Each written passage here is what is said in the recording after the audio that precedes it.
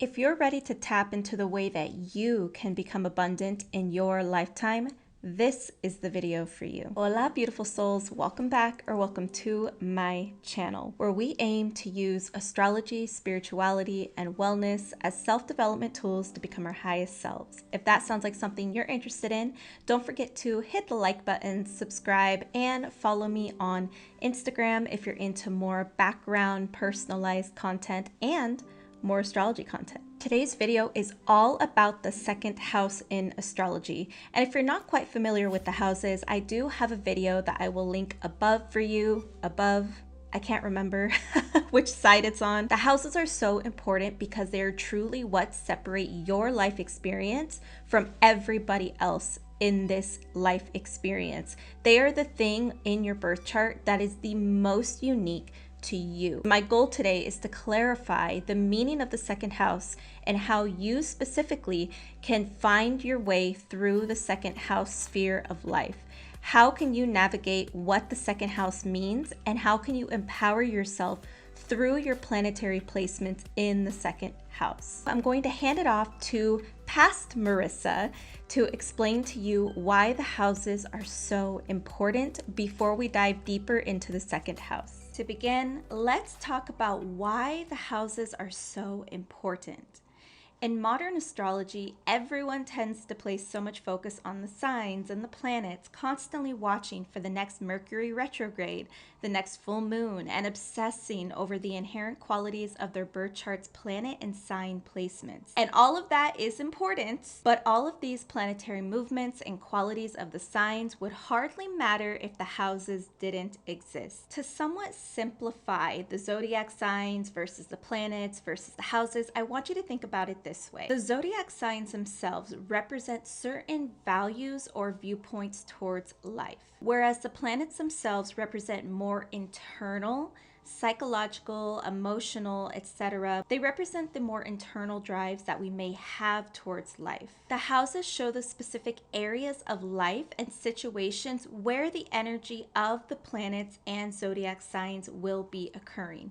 So to give you a better visual, something that really helped me is literally thinking of the houses as houses. The houses themselves are actual, you can visualize them as actual physical homes that belong to the planet and the sign that rule over that house, and you are trying to traverse that specific house belonging to that specific planet and zodiac sign. Whereas the zodiac signs are divided into 12 sections in relation to the movement of the planets, the houses are actually the division of the Earth's own daily rotation on its axis.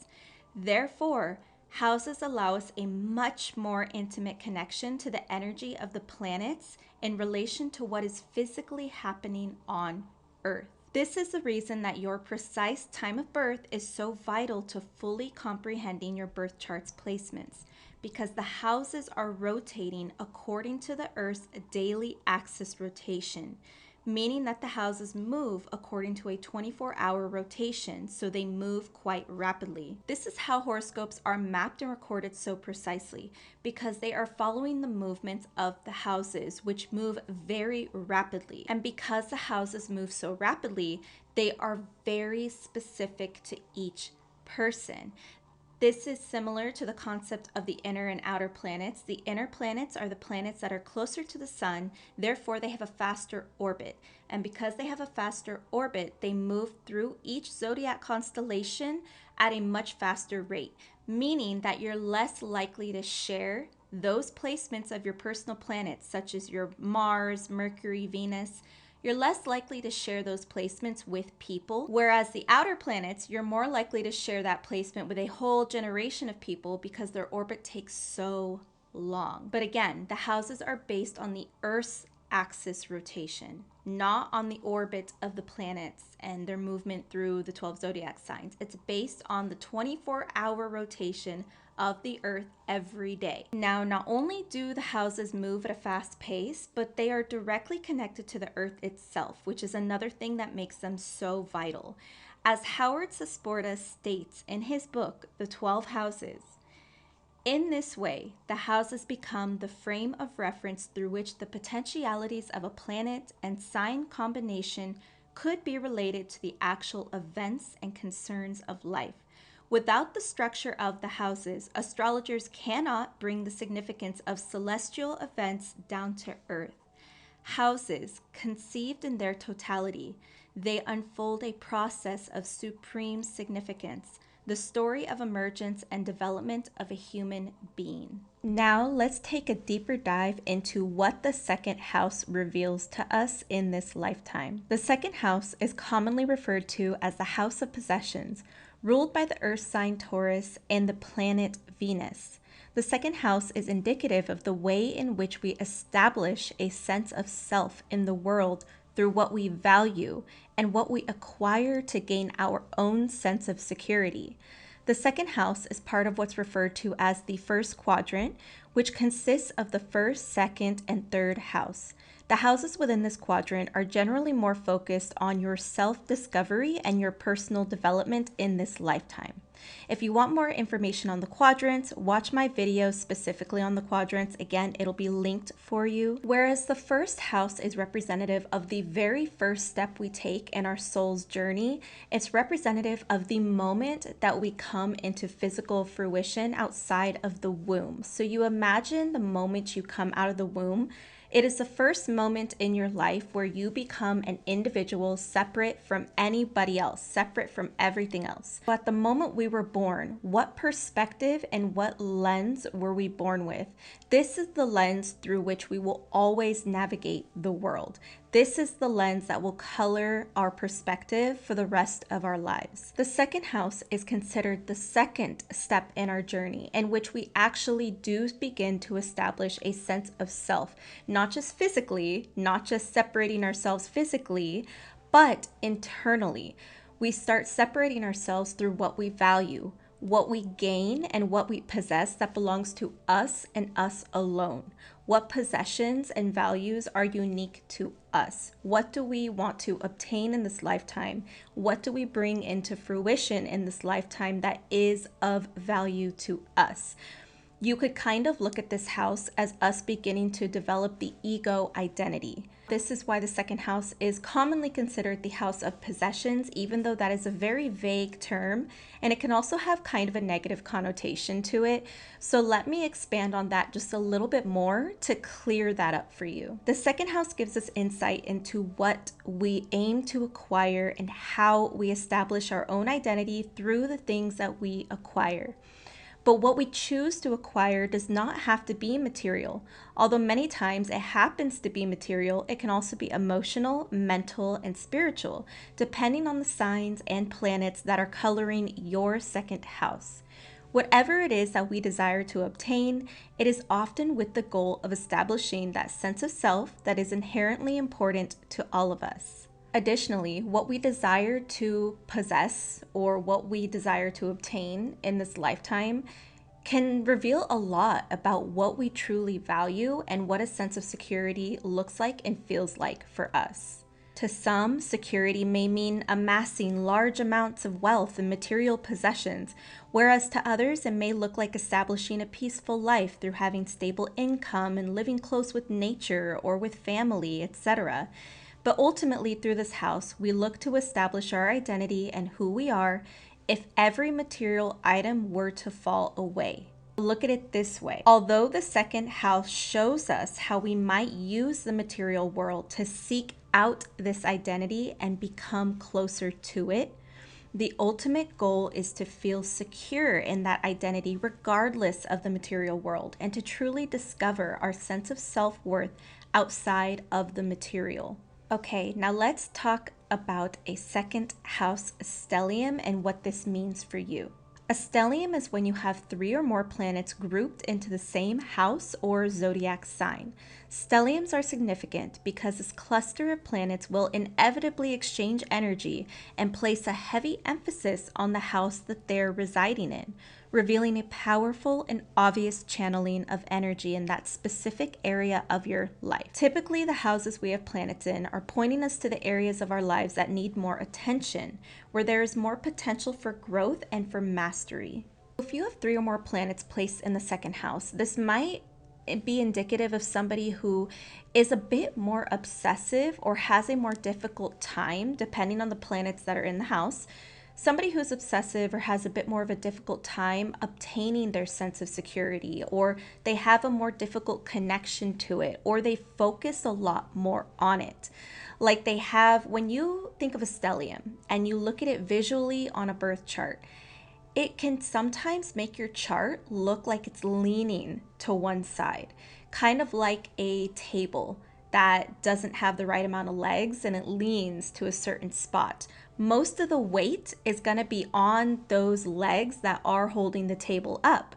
So you can look at a stellium as one of the core legs of a table holding up the energy of your chart. A lot of the weight is going to be leaning into the area that you have that stellium placed, meaning there will be a larger focus in that area of your life. More of your energy will channel into that area of life for whatever reason. There needs to be a caution oftentimes if you have a second house stellium, to be aware and weary of you being maybe a little bit too obsessive about a sense of security. Maybe you're a little too worried about it, or you're overly attached to material matters and you're not as focused on how it makes you feel internally or self-development internally, which is ultimately what the second house is all about. It's again part of the first quadrant, which is kind of our self-development quadrant.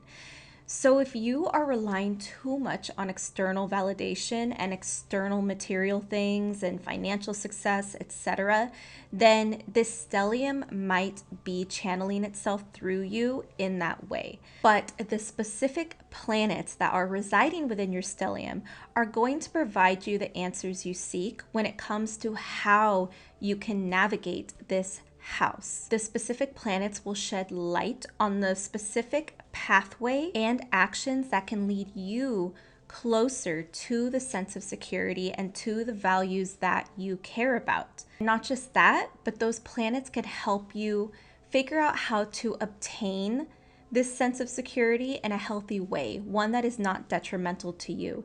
It's often through the planets that we have in the house that we find our pathways to growth. What can we learn from each planet that resides in that house? How can I grow with that knowledge in place? Now let's talk more about if you have an empty second house and what this can mean for you.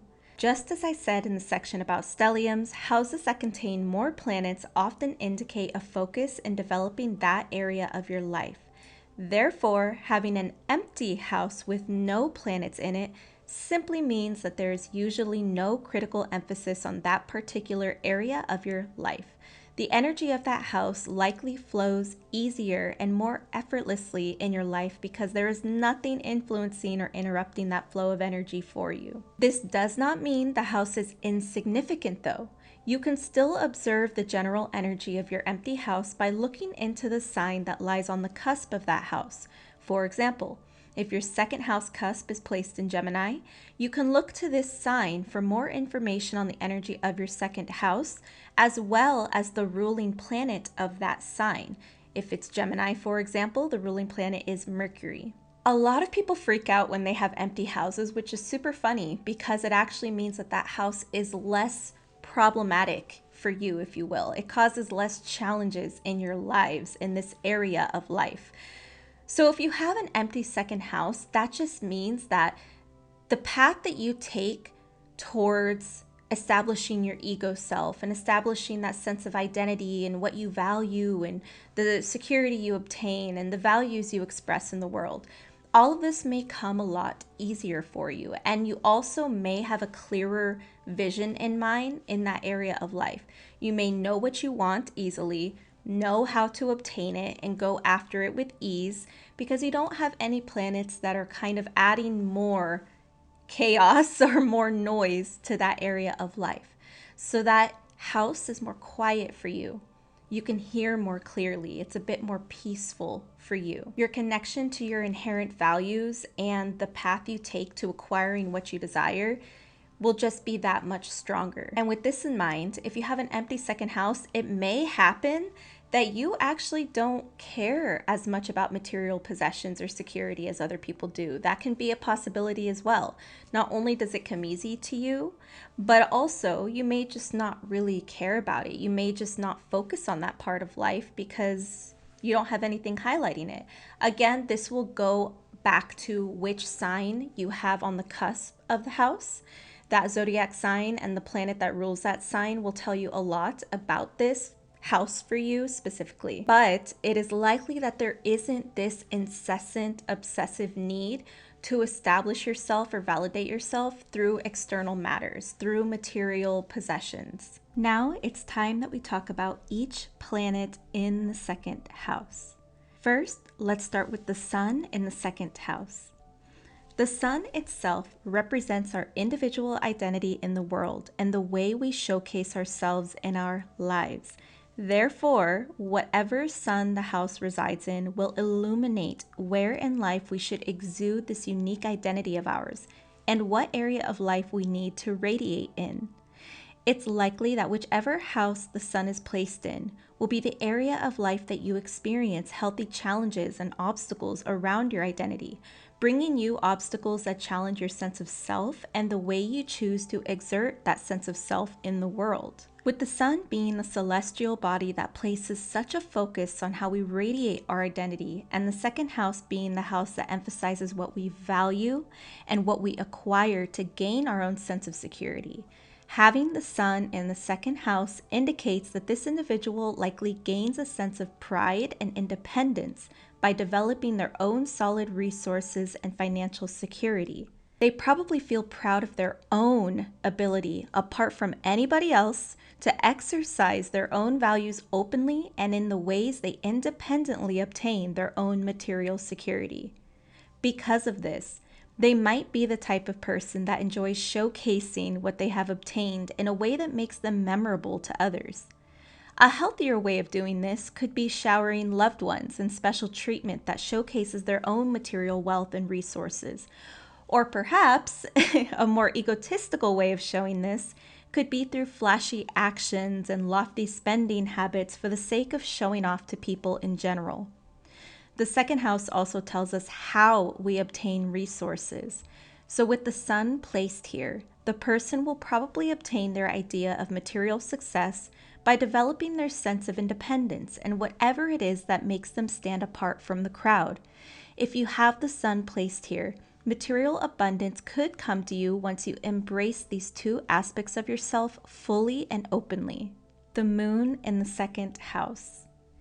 The moon in astrology represents our emotional nature, how we respond emotionally and intuitively to various situations we're faced with in daily life, as well as our emotional needs, such as what we need in order to feel emotionally and mentally replenished. The house position of the moon in your chart tells us the area of life we turn towards when we need that emotional and mental replenishment from external circumstances. Having the introspective moon placed in the house of possessions and values signifies someone whose emotional pattern tends to be heavily influenced by this area of life. Whereas the sun in the second house took confident pride in their ability to gain material security and openly showcase or share their resources, those with moon in the second house are often more concerned with the emotional security that they gain through their values and resources. Whereas the sun in the second could be considered more focused on egotistical security, the moon in the second is more about emotional security. Because of this primarily emotional drive behind what they find important and their emotional connection to their material resources, they're usually the type that places a lot of sentimental value on material items and possessions, especially if it's something that was given to them or passed down to them by someone they love or consider family, as the moon is also heavily connected to family connections and our roots. Since the second house also tells us how we obtain resources and financial security, with the moon placed here, these individuals probably obtain their idea of material success through forms of work that are nurturing or of service to others in some way. Think of jobs that really exercise the feminine energy of the moon. Reminder that feminine does not refer to male, female, or gender roles. It's purely energetic when we talk about the feminine and the masculine within astrology. So wherever they can develop and exercise their feminine ability to intuitively and thoughtfully navigate what others want or need will likely be where they thrive financially. Mercury in the second house. In astrology, Mercury governs the energy around various forms of communication, articulation, and the mental activity. It will often help us identify the ways in which we most effectively communicate, how we prefer to communicate, or how we process information and our overall mentality. The house that Mercury resides in can give us insight into what area of life captures our curiosity and stimulates our mind.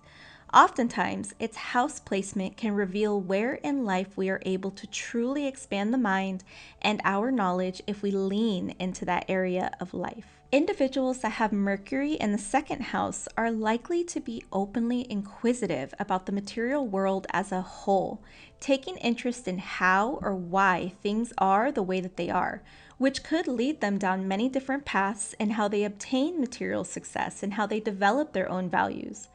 Not only this, but because of Mercury's dominion over the mental process, this person could be highly skilled in their ability to debate, reason, and explain various situations or processes to other people.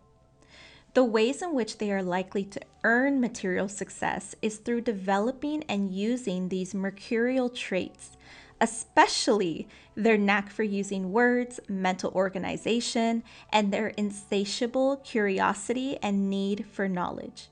Oftentimes, they can become quite inventive because of this curiosity, developing new ideas and methods of handling certain situations that others would not think of, or perhaps even creating a sense of financial flexibility for themselves, obtaining security through multiple streams of income. That way they remain mentally stimulated by how they make money. Venus in the second house. In astrology, Venus governs the energy around love, partnerships, beauty, and creation. It can help us identify the ways in which we approach love, how we seek partnership or connection, what we want to create in the physical world and how we create it, and which aesthetics we are drawn to. The house containing Venus can allow us to see where in life we find true, fulfilling connection to the material realm and to other people. It can give us a better idea of what we value and how we prefer to connect with the artistic and sensual side of ourselves. Its house can also reveal a lot around where we struggle when it comes to connection to others due to our own insecurities or our own ego. As Venus connects us to physical senses and physical environment, the ego can show up here in its own way. Having Venus in the second house means that Venus is actually residing in one of its homes, as Venus is the planetary ruler of the second and the seventh house. Venus here will denote an important relationship between the person's values and what this person finds aesthetically pleasing or enjoyable to the senses. It's likely that they will desire financial gain for the sake of indulging in the finer areas of life, or so they can simply indulge in whatever they desire to without any limitation. As Venus is a planet so heavily connected to the physical senses and physical beauty, especially with Taurus also ruling the second house, a person with this placement will likely feel fulfilled when they can obtain financial security and success through the pursuit of something more artistically or aesthetically driven, perhaps such as interior design, makeup artistry, modeling, photography, etc. Things like this will feel the most fulfilling and most valuable to them, meaning it's where that they can feel the most abundant and thrive. Mars in the second house. Mars in astrology governs energy regarding our ambitions, physical drives, and assertion in the world. It helps us identify in what ways we are best at channeling our physical energy and expressing our vitality. The house containing Mars will tell us more about the area of life in which we tend to physically exert ourselves the most, take initiative, and discover our independence. It can also be the area of life where we are overridden with passion, may experience physical overwhelm of some kind, and a sense of competition. Similar to the Sun or Venus being connected to the ego in their own ways, Mars is the other planet that can heavily connect us to the areas of our ego that we're operating from. This is because Mars is the planet most connected to our physical drive and reactions, keeping us connected to that instinctual, animalistic urge that lives within us all. Again, similar to Venus being a planet so connected to the physical senses and the physical body itself, Mars in the second signifies someone who emphasizes assertive, outward initiative to get whatever financial path they set their sights on. Whereas Venus is the more feminine physical counterpart, relying on a more sensual, artistic nature to approach this area of life. Mars is the more masculine counterpart that relies on physical action and going for their pursuits with courage and force. What drives them even more is their own values. They often have a strong stance on what they hold valuable, and they may sometimes come off a bit aggressive or pushy in that way because they always exert their own outlook confidently. It's likely that they'll obtain their own sense of security through pursuits that exercise their energetic, self-sustaining fire and allow them to prove just how powerful they are based on what they're able to obtain. Perhaps they're the person aggressively climbing the ranks of a corporate ladder, climbing the ranks of a military branch, exerting themselves as a physical trainer or coach of some kind, etc. Similar to how the Sun in the second house can often have the desire to show off what they've managed to obtain, Mars in the second may also have the innate desire to empower their ego by relentlessly getting whatever they want and making sure other people know it. It may hurt their pride if, for example, they are unable to get what they're pursuing. However, this concrete resilience and strength of theirs is their greatest asset in obtaining a level of material success that feels most empowering to them and their values. Jupiter in the second house. Jupiter in astrology governs the energy around how we expand in life, how we explore life physically, mentally, and spiritually, and how we seek purpose. The house containing Jupiter can give us more insight on what area of life we feel the greatest need to explore and grow through, where we naturally desire to experience more of what life has to offer in that domain. This is also the area of life where we aim to uncover that higher meaning or purpose in our lives by applying the events in this area of life with greater meaning or connecting it to our sense of faith, whatever that may be or not be. Due to this need for exploration wherever Jupiter resides, and because Jupiter is connected to the energy of overindulgence, this may also be the area of life where we overexert ourselves in some way and don't know when to stop. Jupiter in the second house creates an individual that may naturally seek to obtain material success and resources as a way to reach deeper inner fulfillment and enlightenment, whatever that may mean to them. Oftentimes, their values are heavily connected to their spiritual faith of some kind and therefore relate a lot of the financial area of life back to their spiritual faith. For example, someone with this placement may resonate heavily with the idea and act of manifestation and how that brings all that they desire into fruition. Because they often have a more free-spirited spiritual approach to the material area of life, they often aren't overly concerned with holding on to whatever they obtain, letting money come and go, or allowing resources to flow in and out of their lives just as long as they feel like they are gaining some sense of deep inner joy and or spiritual fulfillment from it. This doesn't mean that they do not care about their level of material abundance or possessions, though. Some possessions may hold deeper meaning to them, especially if the person with this placement is more spiritually inclined. Others with this placement that are a bit more focused on the physical plane may feel that they appear to have a greater sense of worth to others the more abundance that they have. They might go about obtaining their own material success through their natural ability to inspire others with the way they view life, often masters at imparting spiritual wisdom or higher knowledge in a way that is practical and understandable to others. Perhaps positions such as teaching in some way, a religious leader, a job in travel, etc. Expansive Jupiter is often known for its infinite appetite for life, meaning that their desire to obtain or indulge may never be satiated. And in some ways, this may cause them to go down suboptimal paths where they justify their indulgence in lower desire pursuits as part of their quote-unquote spiritual path. But ultimately, this thirst doesn't need to express itself negatively. It might just be most fulfilling to them if they don't try to obtain their financial security through only one concrete, stagnant path and embrace this need for fluidity and exploration. Saturn in the second house. In astrology, Saturn governs the energy of discipline, limitation, and tradition. The house containing Saturn can reveal to us what area of life we may encounter the largest feelings of restriction, the most difficulty, a sense of responsibility, and how we apply or experience discipline in our lives.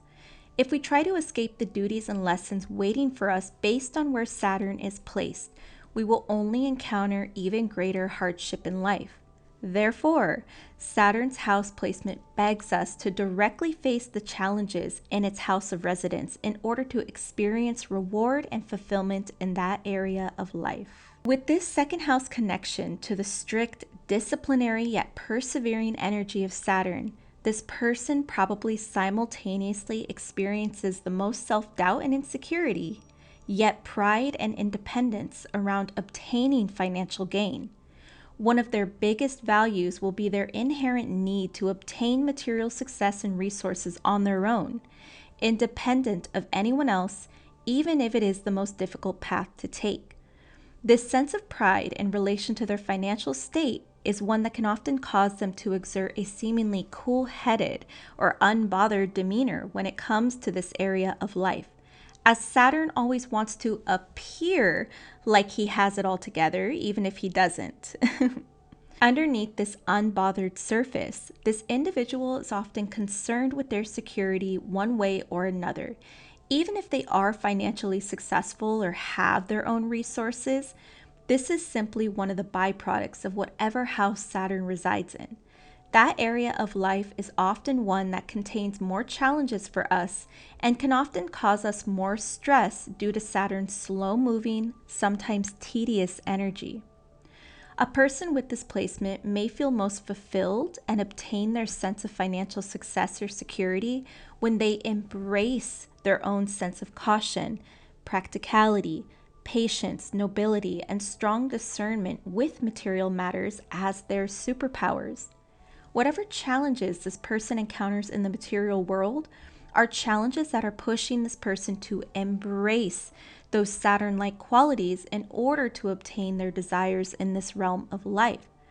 Saturn can be more slow, challenging, and require more patience wherever Saturn is placed. But this often means that those with this placement are working towards solidifying the foundation of something that is actually built to last long term. Uranus in the second house. In astrology, Uranus governs the energy of innovation, nonconformity, and technology. The house Uranus resides in reveals the area of life where we may naturally think outside of the box and seek to do things our own way. Or it may show us where we should begin thinking outside of the box, challenging our perceived limits, and disrupting the status quo rather than staying restricted, which will only lead us to pent-up frustration in that area of life. Uranus in the second house indicates someone that has to attach their sense of security and material success to a path totally outside of the norm, a path that is not solely focused on material gain, and a path that is unique to them and is their choice that they made separate from any other influence.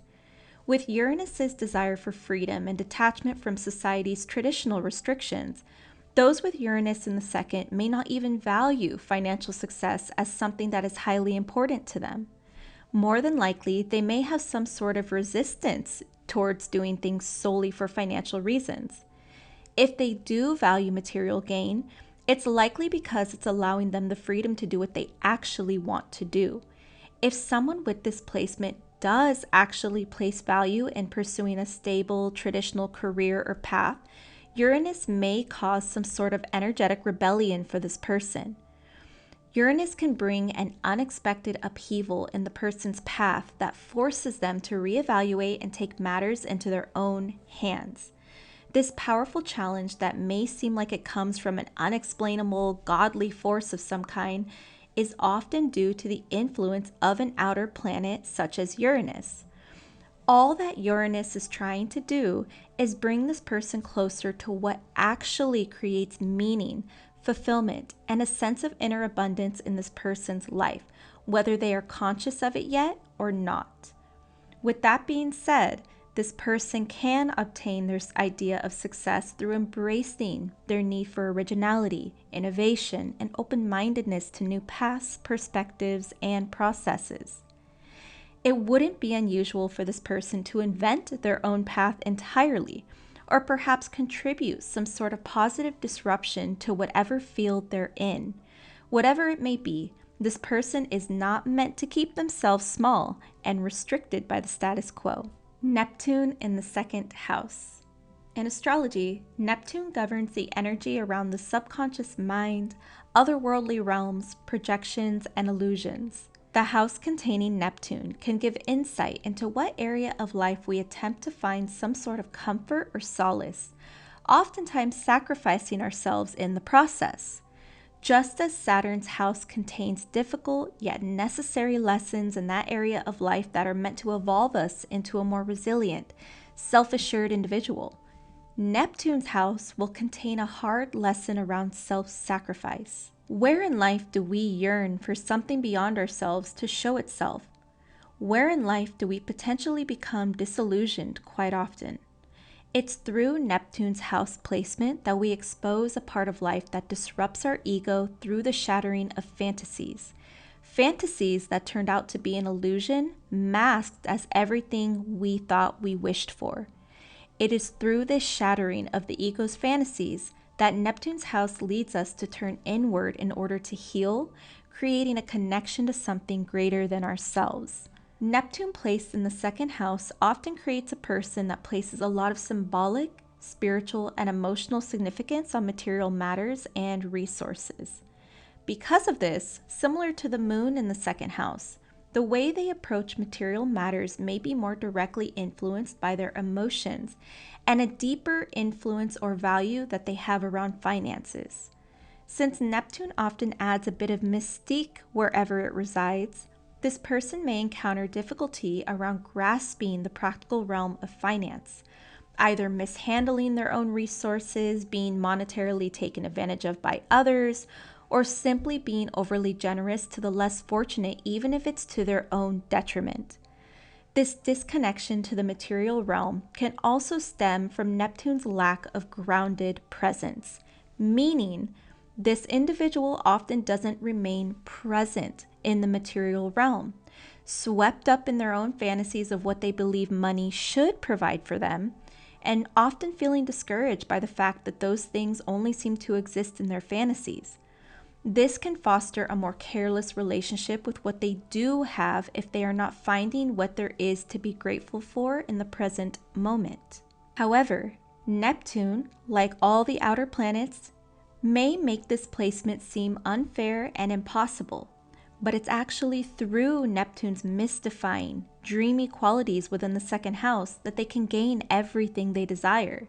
Neptune empowers this person to embrace matters of the otherworldly realms, transmuting them into paths they can benefit from financially. Therefore, this person can often find success and security through expression of their innate Neptunian qualities, such as empathy, creativity, and connection to their spirituality. They might be a healer of some sort, some type of artist, etc. Pluto in the second house.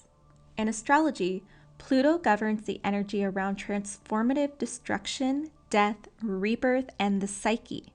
The house containing Pluto can tell us more about what area of life we should actively seek and embrace a rebirth of some kind.